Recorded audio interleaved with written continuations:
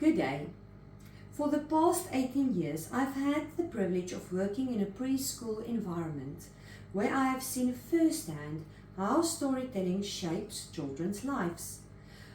What many might dismiss as a simple story time has proven to be one of the most powerful teaching tools in my classroom.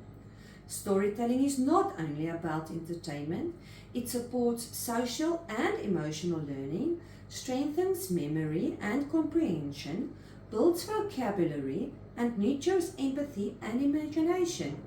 Today I want to share both what research tells us and what I have witnessed through years of practice. When I think about children who have passed through my classroom, one lesson stands out. Many young children find it difficult to talk openly about their feelings. Yet, when emotions are imbibed in a story, they suddenly come alive with understanding. I recall a child who often became frustrated and aggressive during play. When I introduced a story about a character who struggled to control his anger, the child leaned in with interest. Later, he told me, "He was mad like me." Over the weeks, I've noticed him beginning to use words from the story to explain his own feelings rather than acting out physically. This reflects what research has constantly shown us. Storytelling allows children to explore emotions at a safe distance and develop the ability to recognize and name their feelings. Yukon Kids 2023. Interactive storytelling, where children help decide what happens next, has been found to encourage empathy and emotional awareness. Durlach et al.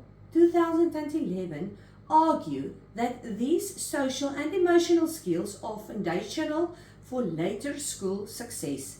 And I can testify that storytelling provides a natural, joyful way to practice them daily. In my experience, stories also create a sense of belonging. Circle time stories teach children to listen patiently, wait for their turn, and respect others' ideas.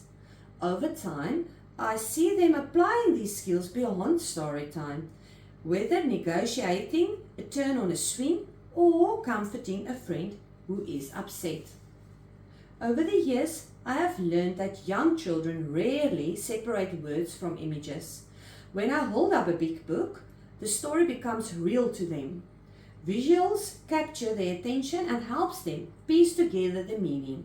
I still smile when I remember a group of 4-year-olds retelling a story using felt board characters. They moved the figures with such confidence, narrating the plot in their own words, providing that visuals had helped them internalize the narrative. In recent years, I have also experienced with digital storytelling tools. While interactive story apps can engage children, I have found that nothing compares to live storytelling where my voice, gestures, and visuals combine to create a shared moment. Morrison, 2024, cautions that although digital storytelling can be valuable, it must be carefully managed to avoid overwhelming children. For me, the human connection, eye contact, expression, and visual props remain central. Perhaps the most noticeable impact of storytelling in my teaching has been vocabulary growth. At the start of the year, children often use simple words like big, happy, mad. By the end of the year, through repeated exposure to stories, I hear them using words like enormous, delighted, or frustrated. These are not words they pick up on the playground. They learn them through stories. One strategy I use in pre-teaching a few target words before telling a story. For example, before reading, I might introduce hesitate, showing a picture and acting out the meaning of hesitate. As I tell the story, I pause to emphasize the word in context, and later I encourage the children to use it during retelling and role play. Over time, I hear those words surface in their everyday conversations. Peer collaboration also makes a difference. Children repeat and even correct another language. Research confirms this.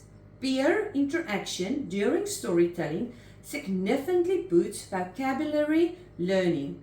Adubuala and Gapete Gesin, 2024. 18 years in preschool education have convinced me that storytelling is one of the most transformative practices we can offer a child.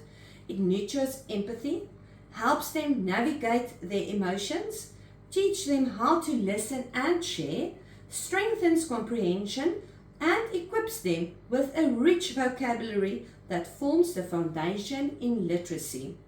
Every time I sit in front of a wide-eyed preschooler group with a book or puppet in my hand, I'm reminded of the privilege we hold as educators. The stories we tell do not just fill time. No, they shape character, language, and imagination. They lay the groundwork with confident, empathetic, and articulate learners. In this sense, storytelling is not simply an activity. It is the heartbeat of early childhood education. Thank you.